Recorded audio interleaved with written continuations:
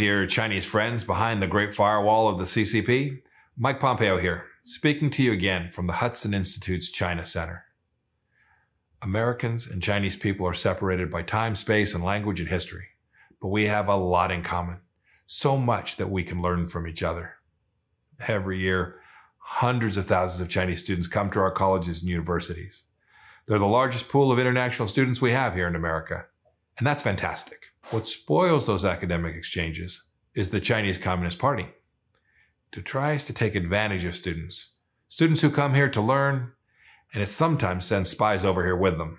I used to receive reports that the CCP's consulates in the United States were working to control and intimidate Chinese students on American soil through CCP-controlled campus organizations, and indeed through outright coercion and intimidation. The CCP also buys influence, sending billions of unreported dollars to American campuses. You should know this isn't generosity. A lot of the time, it's espionage. The CCP also uses its Thousand Talents program to recruit our top scientists and researchers. It steals their expertise. There was an example of that in my home state of Kansas, and the head of Harvard's chemistry department. At Princeton, students in Chinese politics class were even forced to use code names in their work to protect their identities, not from America, but from the CCP.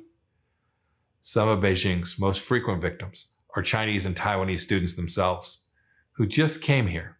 They just came here looking to get a real education and experience academic freedom here in America. They didn't expect authoritarianism to follow them across the Pacific. That should never happen here in America. American higher education is an absolute crown jewel of our society, and we must protect it. We must be vigilant. Vigilant against fraud and vigilant against theft. We need to stand for free speech, open inquiry, and the competition of ideas. And we need to secure the freedoms that make our colleges and universities the envy of the world and that attract so many brilliant Chinese students here to America every year. Academic freedom is essential for a vibrant democracy like the United States, and academic exchanges should enhance, not undermine that very freedom.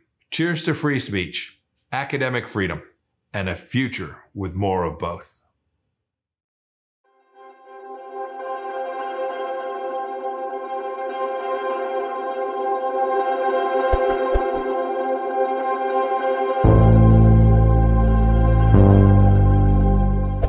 Hello, Mike Pompeo here.